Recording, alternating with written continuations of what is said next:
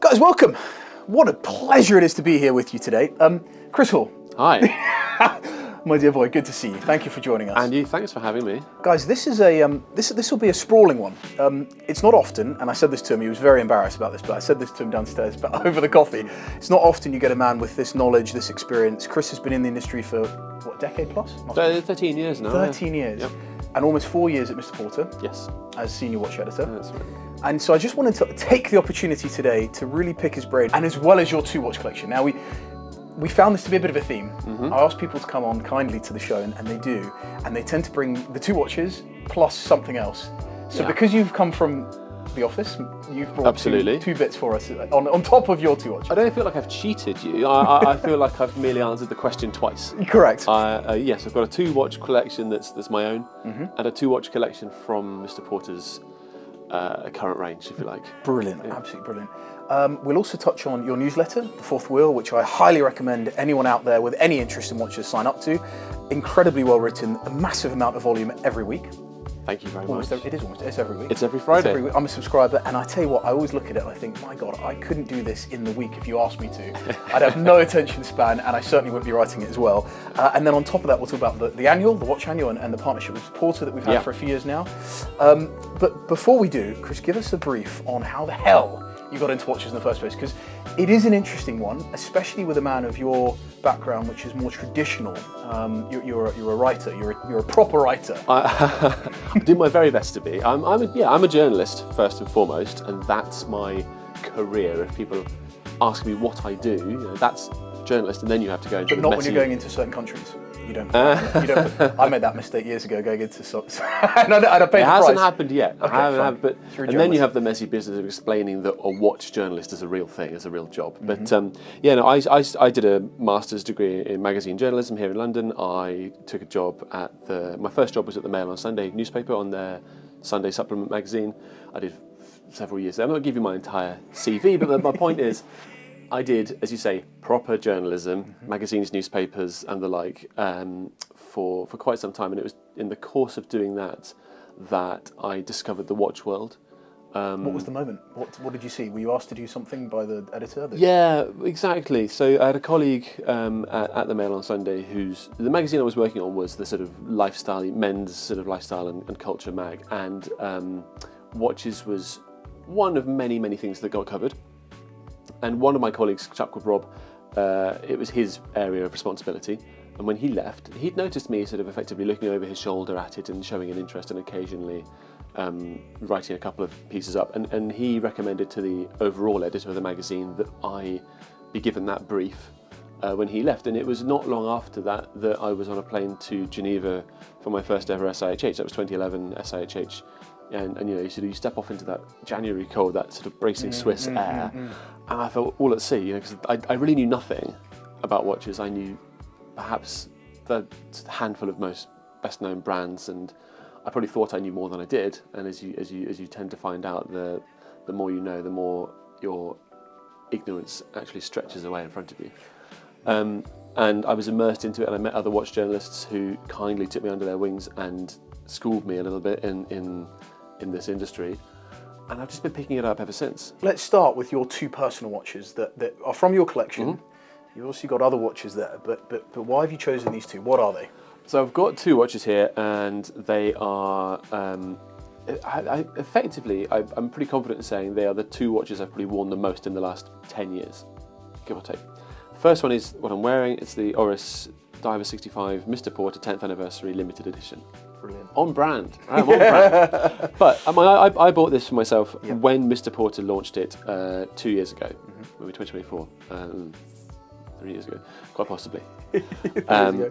This was part of a collection of watches that we produced. It was I think the most exciting project I've been a part of at Mr. Porter, in that for the 10th anniversary of Mr. Porter, we worked with 10 watchmakers to produce completely standalone limited edition runs, and we did some piece uniques, we did some very, very limited pieces, we did some very high-end pieces, and we worked with everyone from Ressence to Vacheron and Roger Dubuis, and we worked with Oris. And I've been a fan of Oris for quite a long time. I think when the Diver 65 first came out, that turned everyone's heads a little bit and started changing opinions of the brand, and they've obviously built on that as a cornerstone of their strategy. And I'd kind of been admiring it from afar and thinking, okay, well, there's going to be one of these that's for me. And you probably know how that feels. You go, oh, is it this one, or is it? Oh, I don't know. Do I quite like the two? Was it love at first sight the minute you saw that? It kind of was. Dial? Yeah. Yeah, green has become a little bit of a personal preference. I've got other green watches, and I felt like the Mr. Porter connection added a layer of significance for me. It's forever, however long I end up working at Mr. Porter, this will now always remind me of doing that and come to sort of signify that period of my life. I have Mr. Porter on the strap, which has faded away with wear. But it's sort of just embossed into the strap. So give us the spec briefly. So stainless steel case. And on the case spec, I should say. Oh, there we go. It's steel case, but it's been given a sort of slightly darkened surface treatment. Yeah. So it's got this sort of gunmetal grey. Titanium, actually. It does. First glance, visually. Yeah, it could be. It could well be, and it's that's another reason I liked it, because these are little things that set this aside from the other pieces in the Diver 65 collection. It's obviously, not obviously, but it is the second ever piece they made with the Caliber 400, so their own in-house 5-day, 10-year warranty, much more impressive movement than the previous generations, and that really spoke to me as well. I do, as a whole, without having an endless budget, I do try to go for watches with movements that I think have something a bit to say about those credible quality movements. And what else is there to say about it, really? It's got this wonderful green gradient dial. Date. It's got, it has date at 6. Does have date. Oh, date at 6, sorry, it's the dial layout from a distance. I'm used to seeing it there at 9, but actually you're right. No, beautiful green sort of ombre dial, and the bezel is slightly darker, a slightly different shade from the dial itself. That case colour, it was... Case size, 40? Yes. Your specs. No, I'm just confirming. It we'll might take 40. If there's any change to that, let us know below in the comments. I'm it pretty might sure be 40.5. It might be one of those slightly annoying ones, right? It's a little 0.5. But they're not German. That's normally the way for the Glasuta brands to be. Anyone who goes to, and I've seen you do see anyone who goes to 2 decimal points on their watch measurements needs to be just back it in. If it's I'm sure Langer have done that, no? Less than the thickness of a sheet of paper. Stop telling everyone. It's fine. Round up. Anyway, it looks brilliant proportionally to you. It suits you and your wrist well. Yeah. And that's the key. I think that's the interesting thing about sizing that we've discussed for sure in the past is you can't judge a book by its cover in just looking at the spec. You've got to try it, and also it's got to be right for you proportionally. Well, I've got chunky watches, I've got thick dive watches, I've got thin watches. Absolutely. I've written a great deal about watch sizing, and I do believe it's important to get the right size for yourself, but I also do believe that just as you can wear different outfits, different styles of clothing, you can pretty much pull off quite a lot of different sizes and types of watches. I don't buy this idea that you do see aired quite commonly, that people go, oh, anything above 38. My size of watches are 36, I can wear it. You're like, well, yeah, okay, but there's got to be a bit of wiggle room. Having said it, if you know your thing, that's fine. But yeah, I sometimes think of the Big Pilot. It's a watch that doesn't work for a lot of people because of its size. It's prohibitive, and not always the most comfortable because of the crown. But I remember wearing a ceramic one for a while, and I loved it, and it made me feel a certain way. Right. And it wasn't for everybody, and it wasn't for me every day either. But to know that it was there, to pick it up, to wear it, and enjoy it for that time was great. And then to move back to something a bit smaller was fantastic. So you're absolutely right.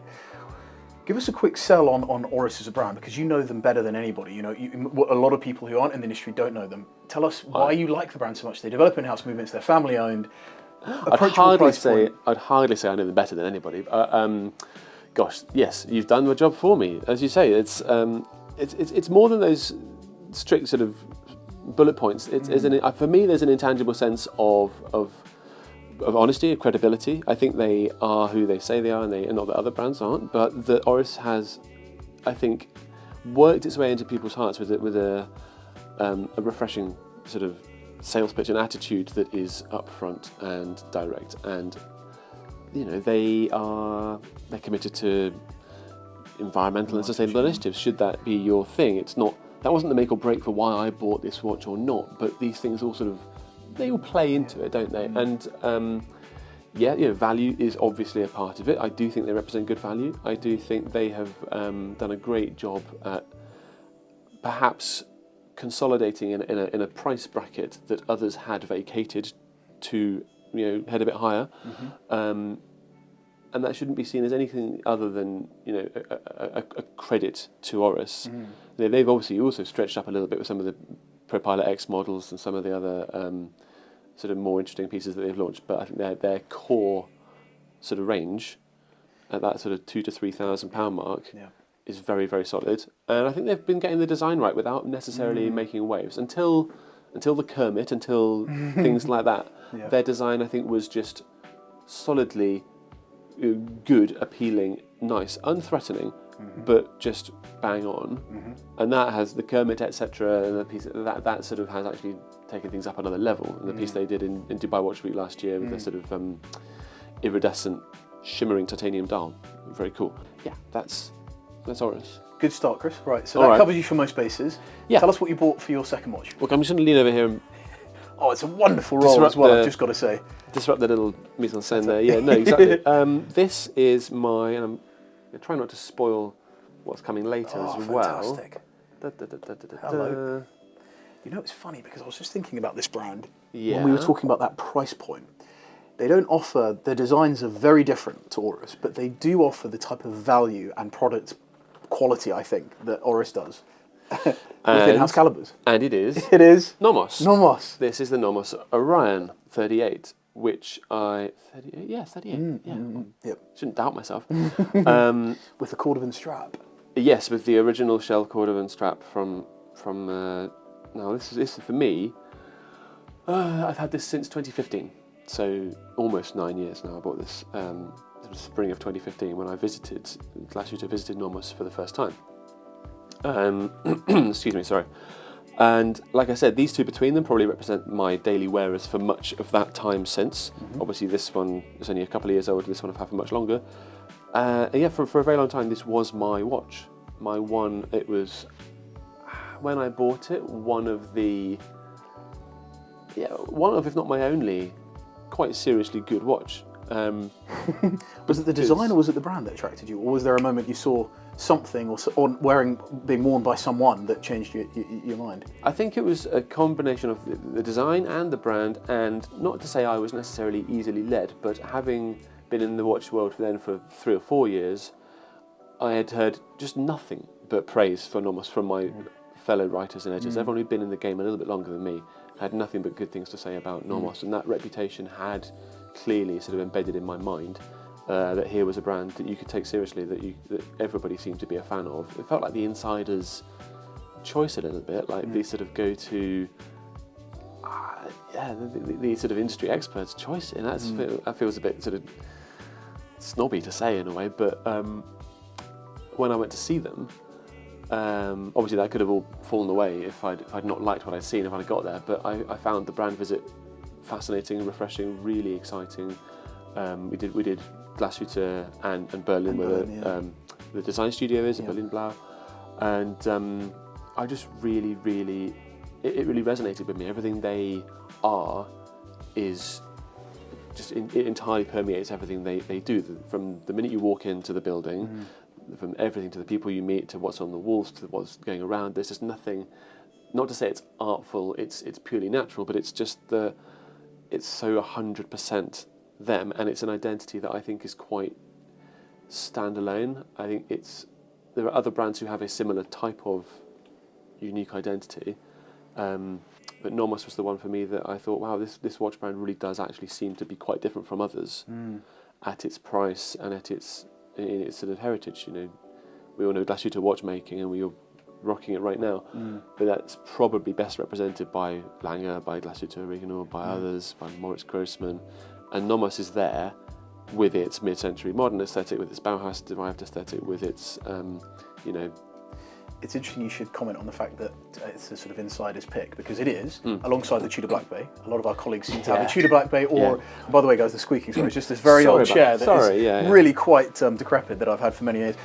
Everybody either has a Black Bay, Tudor Black, when you go to a press event, everybody's either got a Tudor Black Bay on or a Nomos. But I tell you where there are more Nomos than anywhere else is in Glashütte, on the wrists of the watchmakers, of course, at all of the other brands. So whenever I've gone to Moritz Grossman or Lange or Glashütte Original, they're all wearing Nomos. Which I think says a lot about just the appreciation from a mechanical standpoint as well as a design standpoint. Yeah, Moritz Grossman can't afford to give it stock. No, they can't.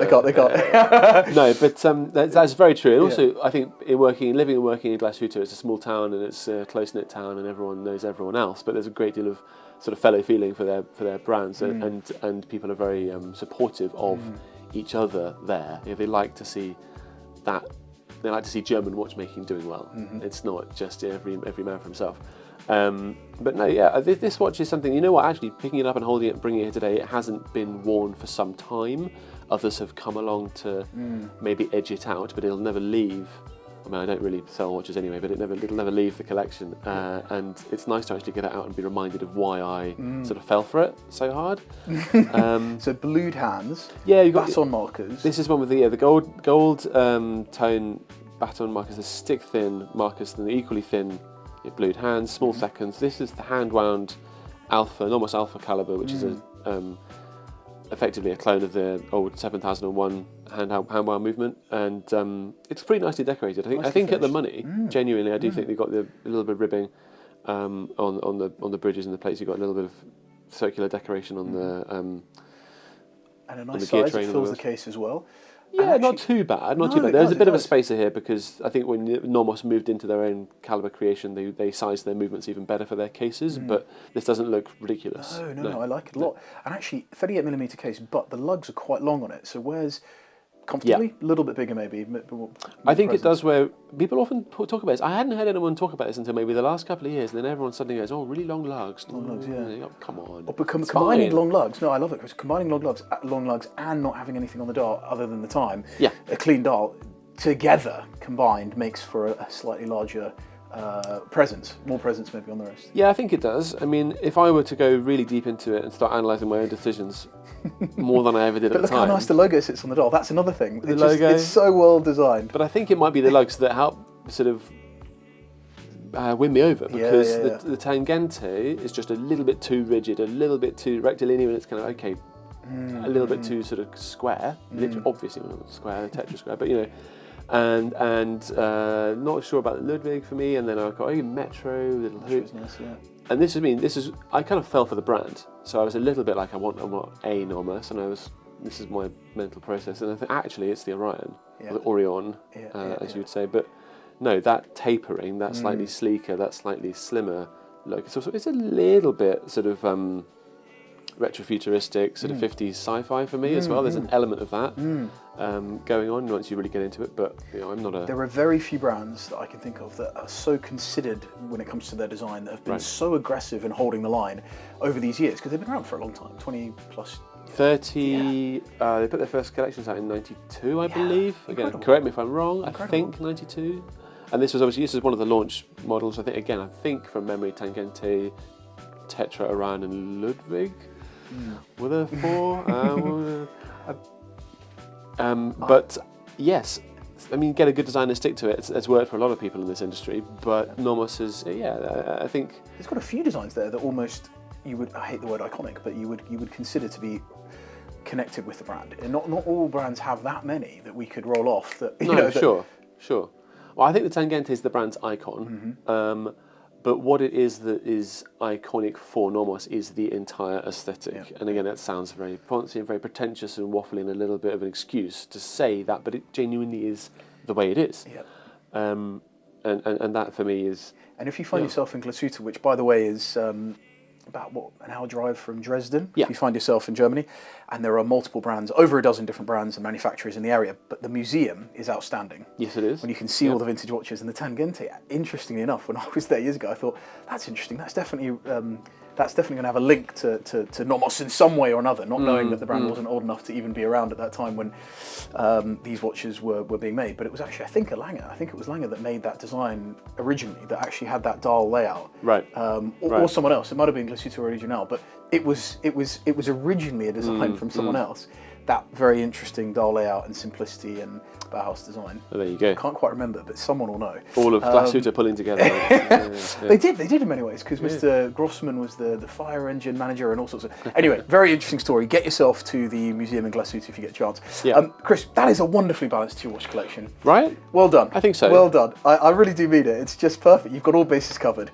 But Well, if not all. Not all bases. Not all. But if you had if you were that way inclined that you were keen to explore another watch or two, Right. where would you direct them? Funny thing. I'd fire up my web browser Yes. or my mobile telephone, Yes. Justin, and I'd go to mrporter.com. Yes. Yeah? Yeah? And your face is going to pop up in the bottom right corner with thankfully the not, no. help, the chat line. No such deterrent exists. No, my my face is nowhere. I would direct you to the luxury watches on Mr. Porter. Yes. And I've brought two with me. Let's just set that one down. I've brought two with me that I thought about this and tried to compose a really different two-watch collection for you. And yeah, I did try and cover bases. I did try and hit those spots. But I mean, one of them is a spoiler alert. It's in a little orange box. Can you guess, Britt, what that is? It's the Guess where that's from. Hermès. Got it. There you go. We've got one of last year's releases. And he's twinning it with the strap. He knows I love orange. It's all orange. It has to be, doesn't it? This is the H08 from last year, 2023, I love it. in this glass fibre composite case. That is really cool. I know. I'm going to put that on while Please I grab do. the other one, and you can, in fact, help me out. Glamorous assistant. Where's this box from? Ah, can't comment on that. No, it's a Rolex. An unknown. Yeah, It's exactly. an unknown brand. Unknown brand. And I put these two together because I was really sort of feeling I was feeling interested by colour and Material. bold looks and materials. So it's weird in a way that we've got a two-watch collection that neither of these is stainless steel or gold or anything so orthodox, but we've got a time-only, quite sporty piece on rubber. We've got a chronograph on a fabric strap, but you could mix that up. So we've got the IWC Pilot's chronograph Yes. in bronze with the blue dial with this blue textile strap. So for me, these are two kind of quite unorthodox choices, but together, come on, so work. that's Come on. good, right? Come on, That's good. Chris. Yeah. No, Oh, guys, that's brilliant. Well, yeah, I didn't know what you were bringing, and the H08 is one that 1 hour. Well, our joint Watch of the Year a few years ago. Do you remember when we did created a piece of in art? its launch year? In its launch year, our collaboration with the Watch Annual and Mr. Porter, and I work with Chris and Maxim and the team there at Porter, and we have done for a few years. The idea was that we'd have the book, we'd have a print inside, and we'd even produce a large piece of work from the artist. So Julie Crowless, an amazing artist, watch artist, I'm sure people have come across. Yep. She drew a very large, incredibly lifelike H08 case. This fantastic graphite pencil sketch of the H08, of the first edition of the H08, and yeah, it's stunning, really stunning. It was a design, honestly, that came, well, as you commented on, every year it's exciting because we don't know what's coming, but that was a design that year that really no one expected, and I certainly didn't, and I wasn't looking at Hermès, I wasn't looking at Hermès at all. Sure. But now I think that it's interesting because it's gone quiet in the last few years, but actually it deserves to be recognised again, I think, in many ways. Has it gone quiet for me? Wow. Just looking on social and stuff, you don't see it as much. I take it as a bellwether, and I don't see it on the wrists of people out in the wild, which I love. Yeah. And I would be the first to say, But have you seen it in the wild? Have you ever seen anyone wearing one before? No, not necessarily. No, I don't think so. But I would say that I think what you're referring to speaks more to the nature of social than it does to the watch fortunes buying. of H. These were, harder to get than. I mean, they were selling like hotcakes. Take your cliche. We had them and they went that fast. So they are definitely out there because everyone I know who get their hands on them, retail-wise, sold them as soon as they could. And So let's be honest, Hermès is a brand. Yeah. It's a powerhouse brand. Yeah. There's no two ways about that. Absolutely. I think bringing they came with the first editions, and they had graphene and they had steel and they had, I think, 2 or 3 other pieces. Then they've come with rose gold, and now last year they came with this really unusual composite case material, lovely. which has got a kind of dusty grey kind of tone to it. Take it off again. It's got a real sense of performance to it. Yeah. Right. This I is love the contrast between the case itself and the bezel. It's glass fibre with an aluminium and slate sort of compound woven into. I don't know. Don't press me on the details. No, it's amazing. But But who cares? It looks bloody brilliant. it's And the way the kind of case integrates in is lovely. Soft. Yeah. And I love the pop of colour on the strap. Right. And they've done this with blue, green, yellow, and orange, which we've been able to buy at Mr. Porter, and I think they're fantastic. Retail-wise, just give us an idea. What sort of number, whereabouts? Like, it's above... 6-ish. Give me, again, exact numbers just off screen. But 6-ish, that's fine. That's great. And that gives you an idea of... And it's an automatic calibre. It is time only. It's the H1837 calibre, which is their Vaucher manufacturer movement. Which you can see through the case back as well. You can indeed. It's got a slightly smoky Smoke tinted finished, sapphire on the case back, but you've got that tessellated H print on the bridges on the rotor, which and is on the rubber strap I can see as well. on the interior of the Extra rubber strap. and Bracelet Hermès. beautiful. Yep. No, it's a really nice piece of work. I mean, nothing Hermès does is anything less than 100% sort of examined. There's no detail missed. There's no opportunity missed to, just be absolutely perfect down to the last fine touch. It's not a brand that could ever, I think, conceive of cutting corners. Yeah. And that's something I think can really warm to. Can I have a quick look? Please. I really appreciate it. Yeah, knock yourself out. I really appreciate it. It's got a bit of, it's sturdy. It's not super light. It's got a bit of weight. Yeah, for a sort of non-unconventional casement material, it's not a gossamer light thing. And you know what I love is I love the sort of grained grey dial. It's got a lovely graininess to it, which against the orange markers, which are the hour markers inside the hour markers, and even the seconds hand, the running seconds hand, it's just got its own vibe to it. It's quite small, quite stubby, but it's got a vibe to it. It's like a compass hand, isn't it? Because the seconds hand, quite unusually, is mounted on the pinion right in its centre. So it looks like it should be spinning around and finding magnetic north. And you almost feel like you could be. Exactly. Bloody brilliant! I love that. I mean, they should bring that out as a little extra. The 808 compass comes with it. would be amazing. That would be brilliant. Hello, who's watching? We'll take massive partnership represent them in the UK. James, pass that on to the Hermès team. It's a bit like the IWC with in the Top Gun that came with the pocket watch. Right. Sorry, the stopwatch and the watch. Yeah. That's an idea, Chris. There we go. I love that. I really love that. And the numerals are spectacular. Yes. I mean, look at the 7, look at the 8, look at the 4, look at the 3. It's got a dial that just keeps giving. And I have to say, I've got a watch very similar to this in the Elegant, the Journe Elegant, and it wears very similar, I'd imagine. Okay. Very comfortable. The rubber strap feels very similar, but the sizing is great. The shape of the case is not dissimilar either. But what I would say is, this to me screams comfort. It's the sort of watch that you'll end up wearing and not realise you got on. Yeah. Cool. IWC, what do you love there about that one? So I wanted a chronograph for the second of this little 2-watch collection, partly because I didn't get one in that little lineup there, and partly because honestly, if I were compiling a 2-watch collection to live with, one of them would have to be a chronograph. How do you use a chronograph, by the way? How do I use it? You just press this little button here. How does it integrate with your life? You're a cook. I was like, come on, Justin, you've been doing this for a while. Chris, you're a cook. I know you're a cook. Anyone who doesn't follow Chris's social wouldn't know this. I feed my family, that's all. Yeah, don't get excited. But you must use it in the kitchen, though. Come on. I've done the whole time mistakes thing sometimes. Yeah. But you need a doppel for that, though, because there's more of you than one. And you like it different. You like a well-done steak and a... No, well, I married a woman who likes steak exactly the same. So, we're good on that front. But no, God, yeah, sometimes do you know what? It feels like a little bit of a confession booth, but I don't remember the last time I timed anything in earnest with a chronograph. But that doesn't stop me. Nothing, I think, should stop me from... nothing rather should take away from my sort of committed fandom of the chronograph. It doesn't matter that I don't know what I'd use it for.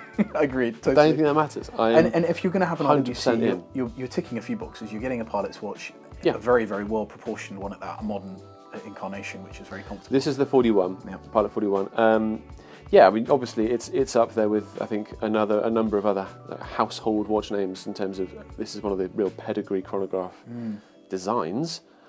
Styles, it's its own thing, right? With subdials at 12, 6, and 9, and everyone knows that design. We're not going to introduce them to it now, but I wanted to go a little bit left field within the IWC Pilot's chronograph, and landed on this. Partly because, as I was saying to you just off camera, I think it's a piece that came out and perhaps has slipped under the radar a little bit, and I wanted to sort of raise its profile and just remind us that it exists. You see more people talking about the green dial variant with the bronze case, which over time, when that bronze case does start to patina it really brings that dial out. It almost becomes 3D. You don't see the blue, and I would say that over time that would really start to develop a lovely depth to it. Yeah, I mean, IWC's done quite a lot of green dial bronzes. It's sort of become the look. We worked with IWC on 2 bronze pieces with black dials, really sort of high contrast black dial, white numerals, and a sort of lovely black suede fabric strap as part of that 10th anniversary collection we talked about earlier. But the blue, this stands out because this is the only model in this colour scheme, this configuration. So it's more if it's a pilot's chronograph, maybe it's a Navy pilot's chronograph rather than. And I've got to say, the strap is also wonderful. And talking about environmental commitments, I can remember speaking to Mr. Knoop, the design there at IWC, about their commitment to sustainable straps and just the journey of designing a strap and how bloody difficult it is to both design one that looks good, feels good, does good, all of those things go together. Yeah. Great strap on there. I mean, this isn't it, but I am really interested in the piece in the straps that are being made now out of things like Apple commercial mushroom leather or whatever else. There's so much that can be done once people have put their minds to it, and you sort of hear people going, well, we can't possibly abandon leather, and you think, well, actually, give it time, 10 years time. I don't know, I think anything could be possible, but yeah, this has a sort of textile, quite a sort of firm grain sort of textile with a little bit of a leather, I think it's a leathery backing. Automatic in-house calibre there as well. IWC in the last couple of years have been working on their in-house calibers. Yeah, this is a 69,000 family. I want to say 69385. I cannot confirm or deny that, but I know it's that part of the family. I know it's part of the family. It's interesting because when you buy IWC, you are buying that sort of rock-solid engineering, and chronographs are actually inherently very hard to make. I think people, maybe from the buying community, don't appreciate just how difficult, and Langer have gone nuts on trying to perfect a chronograph themselves. It's bloody hard. It's not as easy as people might think. It's a really hard thing, especially trying to do it at relative scale that's really quite rock solid. Making new chronographs from the ground up is a huge investment, and very few watchmakers in our memories have taken that task upon them, and even when they have, there's likely as not the underpinnings of previous movements that have gone before. And that's not to take away from anything that's been created. If it's new. But yeah, chronograph watchmaking is... I remember a quote once, and it was... I'm afraid I forget where I saw it, but it was Kari Ruotolainen who was asked what was harder to make, and I think he was asked whether it was harder to make a repeater or a calendar or a chronograph, and he sort of, as is his wont, he sort of gave him a look and said, it's the chronograph, it's much harder than any of the others. And you can take that for granted because, as you say, they are available at relatively affordable levels. There are mass-produced chronographs that we all know and love, but you have to remember that, the actual mechanics of that, very, very difficult to get right the first time around. Is why there was such a excitement over the race to be the first automatic chronographs. It's why people get so worked up about perpetual calendar chronographs. It's, anything with that in it represents a lot of work. What you've done here, Chris, is you have actually caused yourself a problem, because you've now got two watches that I think complement your two watches perfectly. It's a good watch. This is a four-watch collection. It might be the first four. No, we've had a couple of 4 and 6. This is the first four-watch collection in many ways, because you have not covered any bases twice, which is fantastic. Yeah. I think what we should finish with is the fact that we talked about the H08 being the watch that we picked as the Mr. Porter Watch Annual Watch of the Year a few years back, but this year we have got something really special from a brand that I think were one of the earliest, alongside Bremont, one of the very first brands that Mr. Porter ever worked with. One of my absolute favourite brands, Ressence, out of Belgium, out of Antwerp in Belgium. Founded by an amazing man, Mr. Benoit Mintens, and we have decided that this year, last year, 2023, we're going to celebrate that model, the Type 8. I know. Which is the stripped back, ultimate incarnation of all their DNA in a very simple package. And it's on the website for somebody to buy as a one-of-one piece of artwork. It is. The annual is, absolutely. Straight out of Antwerp, as you say. The Type 8 is very cool. I mean, it's kind of amazing to look at Ressence, a brand I think I've known and followed since pretty much its debut. It's kind of amazing to look at them and say, and to think that there was a way to pare back what was already a pretty minimalist idea. But Benoit is very, very smart at doing that, and he's very good at questioning what's gone before, even his own work, and going, okay, how do we iterate? How do we improve? How do we smooth, streamline, forge ahead with that? And I love it. And it is a really, really cool piece of watchmaking. If you've been lucky enough to hold it and wear it, that titanium edge, it's almost sharp around the edge of that disc. I think it's very, very cool indeed. And to put it on to be the chosen, it's not on the cover, but to be this designated watch, it's the highest honour the annual can confer, right? Really, it's funny, because I remember interviewing him years ago, and he said, Miss Porter have been huge supporters for a long time, and they sell a great deal. And this is not because Chris is here. They sell a lot of watches through Miss Porter, which I think is amazing, because a lot of people wouldn't necessarily have got hands-on with them, but they would have fallen in love with the visuals, they would have fallen in love with the brand. I'd love to meet someone who did that. And in fact, weirdly, I am interviewing someone who is a CEO of a big automotive company, Oh, right. who bought a Type 5, the dive watch. Oh, I love the Type 5. Type 5 he Yeah. bought through the website. He bought Nice. from Mr. Porter. So that hasn't gone live yet, but I will share that with whomever wants to see on my Top social. marks to you. But yeah, Well he done. interviewed the guy for Ressence for their journal. So, but he bought it from Mr. Porter. I just remember that Excellent. now. You're right. It has done well for us, and we have had great success with Ressence. And I think that's not once you get to know the brand and understand it, it's really shouldn't be too much of a surprise that it's a great brand offering great watches and Different. yeah, absolutely. different. Yeah. Chris, on that note, thank you so much. Thank you It's for such a having me. pleasure. It's been great. Thank you. Please, guys, as always, please leave your comments below. Tell us what you thought of Chris's 2-watch and 4-watch collections, as well as Ressence. And thank you so much, as always, for joining us. Until next time, go well.